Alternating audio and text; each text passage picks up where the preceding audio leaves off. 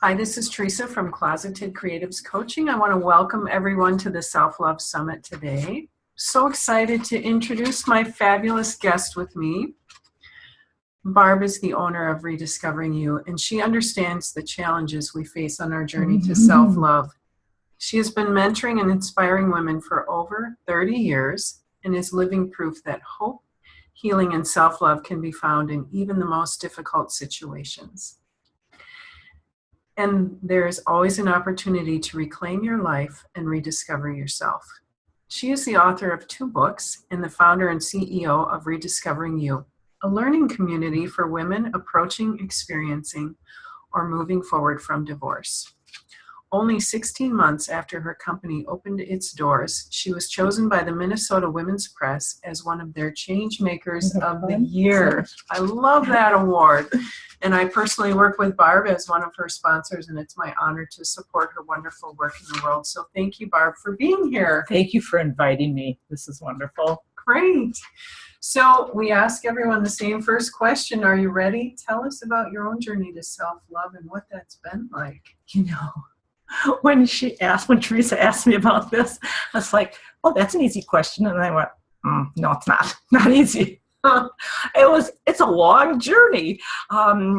Like so many of us in high school, middle school and high school, there was no self-love. I hadn't heard that word. So everything was wrong, right? My hair was wrong. It was way too curly. You were supposed to have that really smooth hair. My face was wrong because I always had that very large blemish right in the middle of my forehead. My body shape was wrong. And of course, any outfit I had was wrong. It was just obviously was wrong. So I don't think it was in my 40s before I actually heard that word self-love. And it sounded too big. It sounded a little sappy. It's like, oh, no, that's not, I'm not interested in that. So my real journey didn't start until I was in my 50s. It was a week after I was in my 50s, and it started with a middle of the night phone call from Australia that our daughter, who had been backpacking there, had been in a life-threatening car accident. She was in a coma and on life support, and we better get there right now. And getting on the airplane, I remember thinking, a little voice way in the back of my head is, you know, this is going to change me. I'm on a journey not just to see her, but for myself. So we got to Australia, and the doctor gave us a very bad diagnosis. They thought she wouldn't survive. If she survived, they thought she'd have terrible brain damage. And I remember like digging a ditch deep in my heart where I could fight for her life, and like pulling all those pieces of information down inside. And bless her heart, she is a miracle kid. She was in a coma for 10 days. She had 2 very difficult surgeries, and she came back. So I'm very grateful. And then 4 years later, I ended up going through a divorce after over 30 years of marriage. And then my heart once again was broken apart. And I realized that, in fact, I went to a therapist because I couldn't get off the sofa and I couldn't make decisions. I couldn't eat, I couldn't sleep, I couldn't cry enough. If I made a decision, I was going to be if something was wrong, something terrible was going to happen again. So I went to a therapist. She said, yes, those are classic signs of depression. And if you're having classic signs of depression, please go get some help. But she did not put me on any medication. She said, your body's smarter than you are. If you're supposed to sit on the sofa, if you can't move and you're sitting on the sofa, just stay on the sofa. And I thought, oh, that's kind of odd. And at first it was a relief. I knew what was going on. And then I thought, especially in this culture, if you're not doing something, you have no value. So that was a huge thing. And then I thought, I'm going to turn into the lady with the ratty bathrobe and the pink fuzzy slippers with the remote control in one hand and the Twinkie in the other. That wasn't going to work either. This is a very confusing time. But I realized that in our culture, it's very acceptable to travel up the ladder of success. It's acceptable to travel out into the world, but to stop and travel down into yourself is very frightening, uncomfortable.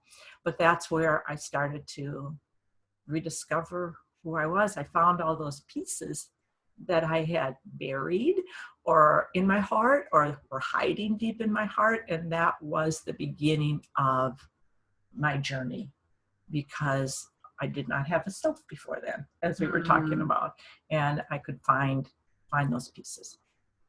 Wow. So what an incredible journey. And I think such a common one for women, and perhaps for men as well, but we hear about it more for women, is the sort of programming as young children to be caring for everyone else and to be tending to everyone else. And you can sort of lose yourself in that. And as you said, I sort of didn't have a self at a certain point. That's a very common experience. So thanks for sharing that. You're welcome. You're welcome. I remember, this is how far gone I was. I remember I was in my 40s and somebody asked me what my favorite color was.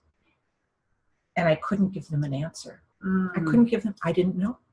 What if I gave them the wrong answer? What if they didn't like what I said? What if I changed my mind? That just breaks my heart for who I was, that little Barbara back then. That's not a good place to be. It's so common, yeah. So that's why your work is so important in the world. So maybe you answered it, but tell us about your biggest challenge on your journey to self-love and what you did to kind of move through it. That's, well, there are a couple. One was I couldn't find myself. I had no self. So that was the first one. Another one was I didn't trust my intuition. I couldn't hear it anymore with all the other commotion in your head. I couldn't hear that piece of me. I got to look here because there were so many I didn't even know which. I had given away the pieces. I had given away a lot of myself in order to be loved, in order to be accepted, in order to be feel safe, which doesn't keep you safe at all. But I'd given away those pieces. I was the person when somebody said, well, "Where do you want to go out to dinner?" I go, "Oh, I don't care, wherever you want to go. What movie do you want to see?" "Oh, I don't care, whatever movie you want to see." But a lot. Sometimes I didn't care, but the times I did, I wouldn't say. Does that make sense? Absolutely. And it was like when you're in a relationship or in a family structure where whatever you say is discounted or belittled or made fun of, you stop. You stop sharing. And that's what I had done. It was, I'm sure you've heard the story of the frog. You put a frog in boiling water and it'll jump out. But if you put a frog in lukewarm water and you slowly turn up the heat, the frog dies. And so I was very close to being all gone. So what helped me move through it? I was so exhausted. There was nothing I couldn't, how can I say this? I couldn't even fight anymore. I couldn't even pretend to be somebody else. So I had to figure out who I was. I tried really hard to be kind to myself. I tried really hard to listen to that voice that was barely a whisper. I tried very hard to be compassionate with myself. Some days I was good, some days I was not so good. I read a book called The Church of 80% Sincerity, and he said it's hard to love yourself unconditionally because we just put so many conditions on ourselves. It's very hard. I started being grateful for things that really helped. Little teeny things like, oh, you only went through 1 box of Kleenex today instead of 3. Good job, Barb. And I realized self-love wasn't looking in the mirror when you're all dressed up, ready to go out and going, wow, you look good. Self-love is looking at yourself in the mirror when your hair's sticking straight out and you have spinach in your teeth, going, hey, good job, Barb. Love you. Yeah. Right. So my sense is sometimes about self-love that it's almost like this little deer or wild animal or a kitten that's been abused, that it kind of wants to come close, but it'll scoot away really fast because it doesn't trust that it'll be safe. So sitting really still helps me a lot. It helped me. I think that bout of time on the sofa really helped because I had to sit still, and so it could creep closer and know it was safe. So my self started to come back because it was safe, and I wasn't going to be so cruel to myself. I mean, it was really cruel to myself anymore, and so demanding. I used to think, you put so many demands on yourself, like I used to think that somebody was going to jump up from behind the washing machine, with a little scorecard, like an Olympic card.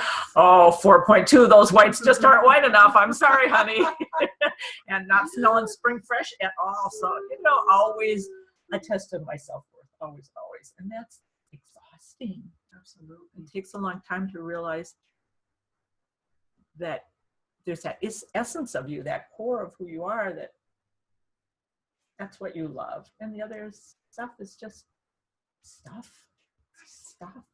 Right.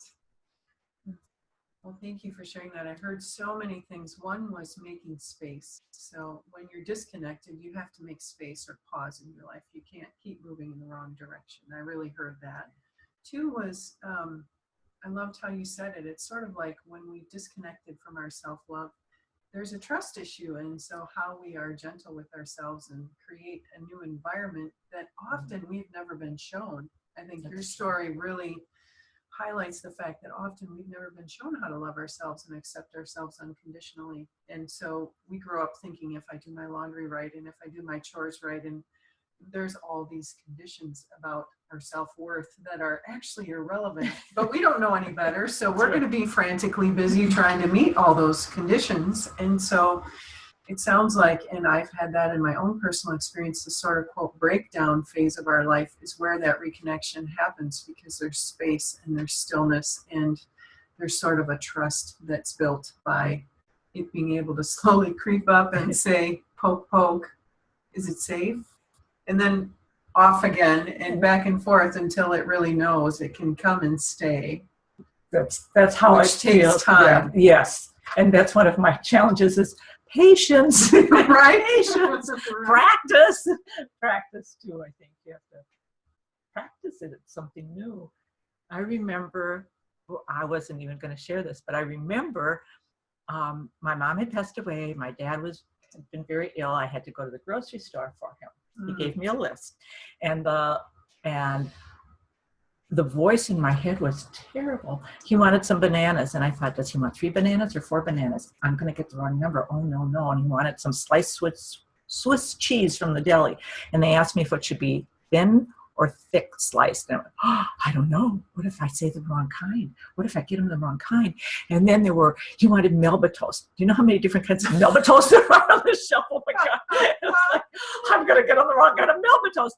By the time I got to the checkout lane, the voice in my head was so loud, I was surprised people around me couldn't hear it. And I was totally hunched over the cart like that. And I got home that night and I was in tears. First I thought, that voice in my head, that was that person, and that was that person, and that was, everybody else's voice.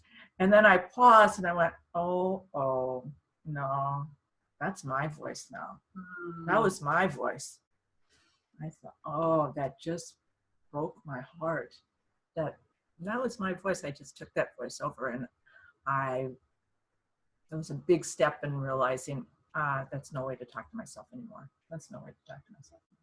Yeah, that's huge. And it happens. The voice suddenly is internalized and it takes on a life of its own inside of us. And so every person I've interviewed has spoken to that inner voice, that inner critic. One person calls it the inner jerk face, one of my favorite references. But sort of that, how do we deal with that negative programming that's inside of us and takes on a life of its own? So it sounds like you really worked through many things. So thank you. You're welcome. And we were just talking about that voice. And what I've learned to do, I learned it from somebody else, of course, is when it starts getting really loud, I just go, thank you so much for your input. Because if you yell at it to go away, it won't stop. And if you ignore it, oh, for sure it's not going to stop. So a friend of mine just gave me that phrase, and I sort of added to it. I don't just say thank you so much for input. I say, you know what, you've worked really hard all these years. You could just go rest now for a little bit. I appreciate you trying to watch out for me, but just go take a little break, take a little nap. What did you say? Go to the beach. Yeah, exactly. Just relax. It'll be fine. And it's great. It goes, thanks, I'm glad you heard me, and it settles down. Absolutely. Thank you. So I would love to hear you work with women going through the divorce process, either before they're going to go through it, as they're going through it, or after. Yeah. So what is the impact, do you think, of their own experience of self-love or lack of self-love, and how that plays out in that work you see? There's such a big list of those things. It's huge, because if you've been in any kind of a verbally or emotionally or even physical abusive relationship, it's gone. You've had to do what you needed to do to survive. And that's, and I remember once saying to somebody, maybe if I would have acted differently, it would have been different at the beginning. And she said, it wasn't a fair fight, honey. I mean, I didn't have the tools or the knowledge to know things weren't safe. So I think another thing is you doubt yourself, so you can't make the right decisions. You're afraid to make a decision, and if you make one, your heart is just going a million miles an hour. I had a woman once that she said she was waiting to do something until she got all of her ducks in a row. And meanwhile, she was physically getting sicker and more ill. And I realized, because she was still in this very bad relationship, and I realized, you can't get all those ducks in a row. You can get a duck or two going maybe, and then you need to move forward. And because somebody said there's new ducks hatching every day too, so you can't. That's hard. You just don't trust yourself, and I think you don't honor all your emotions. We were just talking about that too. I was really good at sad, but being angry, that was hard, because I was brought up to be a nice girl, and nice girls don't get angry. They don't get angry. So that was a very important learning piece for me, because when I finally figured out how to get angry, I was having a good time. I was like, I kind of like it here. So I think I'll stay here for a while. But then that gets boring after a while too, and you have to move on. So I talked to my anger, and I realized that it's a wonderful tool. Anger is a wonderful emotion. It kind of is like a little alarm bell going, something's not right. Something's not right. It's just what we choose to do with the anger, how we choose to use that anger to move us forward. I think if I wasn't angry, there was a point it got me off the sofa. It gave me the energy to get off the sofa and move, because I was sitting in the corner of the sofa eating a lot of boxes of Kraft macaroni and cheese, which is not a very healthy thing to do, but it helped me survive. So I think those things, because you don't trust that you're going to be okay. You just don't trust that piece. It's very, it's a frightening place to be, and you have to make decisions during divorce that are going to affect you for the rest of your life, and you're emotionally in the worst possible place to make decisions like that. So that's one of the reasons we hold our workshops, is to help with that. And I'm looking at my notes to see what else, but for me personally, those were the biggies. Huge. And I would say I experienced the similar things going through my own divorce. So, and I see it. Women are so brave. The women moving through any transition, and especially divorce, the women that we see they inspire me every single night that there's a class. They inspire me. They're scared and they're nervous, but they want to heal, and they're brave and they're courageous. And I don't think any of us realize how brave we are and how strong we are until it's tested. Yeah. Well, and one of the beautiful things about your program, and we'll talk about it more later, but you really do bring such a, you have a combination of people. So you have some of the nuts and bolts, like attorneys and real estate people. I mean, there are some decisions that have to be made that are very logical. And when you're emotionally distraught, it's hard to make good decisions, as you pointed out. So you really bring a wealth of very structurally important people to support decisions during that time, as well as some of the personal growth and other things. So it's really a beautiful blend of people that come together. And I know we'll talk more about your lovely business at the end. I love it. Yeah. So what is your favorite self-love practice? You've talked about a lot in our little short amount of time. I get really, talk about self-love. Speaking like this takes a lot of self-love because I'm basically an introvert. So I'm going to have to go home and take a nap after this. So I talk really, really fast. So this probably could have been a 2-hour thing, and it's going to be 12 minutes. But self-love, I love curling up with a good book. Oh, and just escaping with a good book.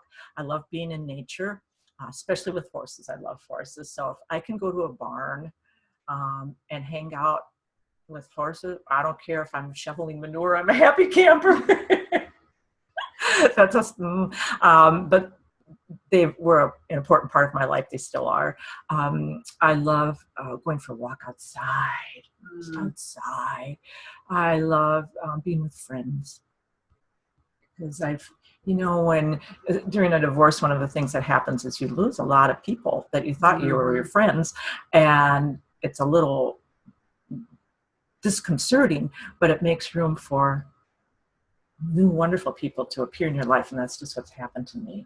And I remember too, talk about self-love again, about everything disappeared during my divorce. My whole identity, because I was no longer part of a couple, I no longer lived in the suburbs, I no longer had financial security, I no longer had all those other trappings. So who was I? So that's another thing that forced me to look inside myself. And I read a wonderful book by Thomas Moore called Care of the Soul. And it was something about when your heart is broken or raw like that, that's when you can find yourself. You can't find it when everything's closed up. And that helped me tremendously. That book helped me tremendously.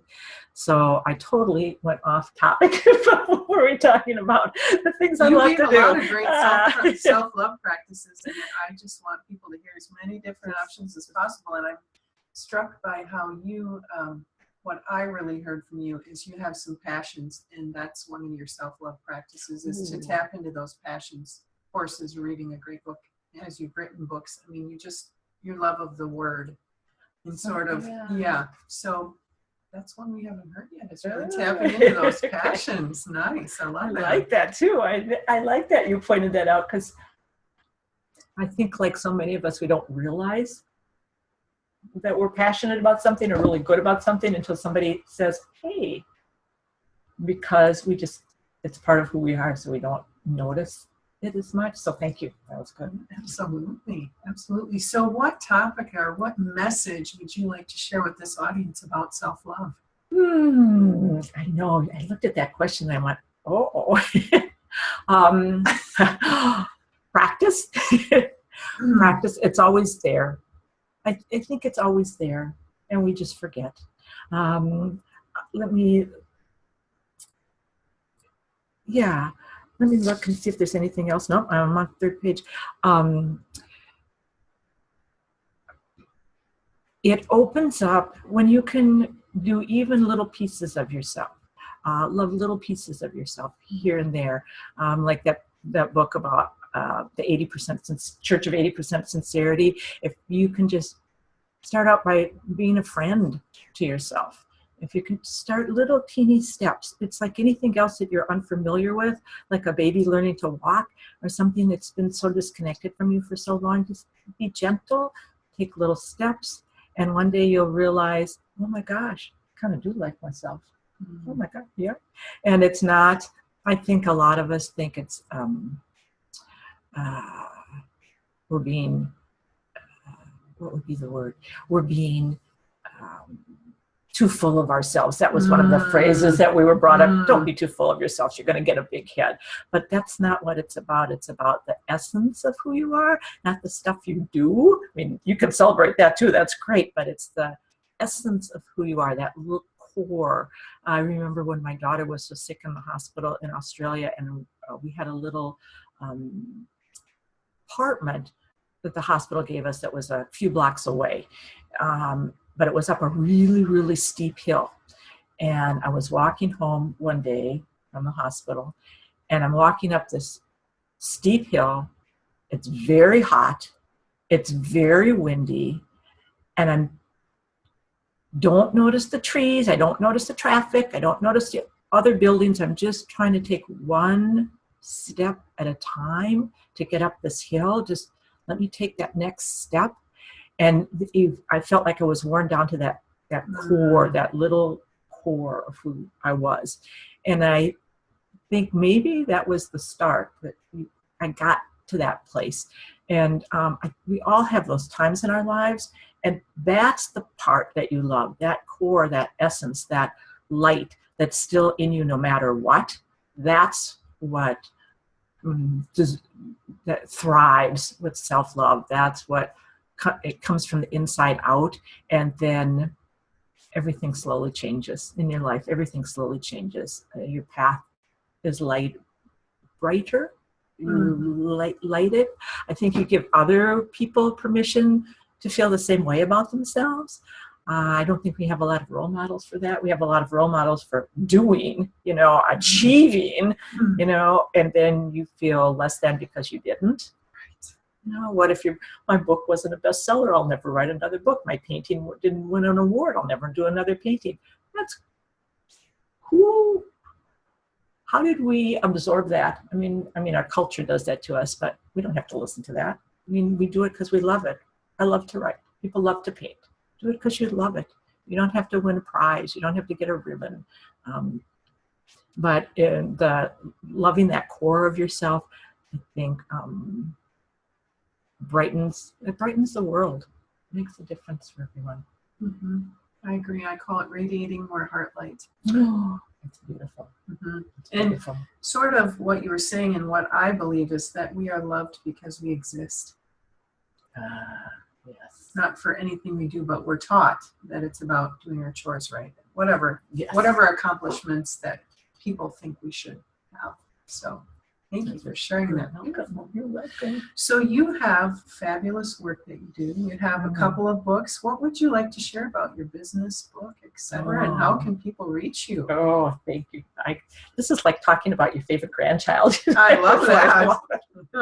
Of course, I have no favorite grandchildren. They're all family. Right?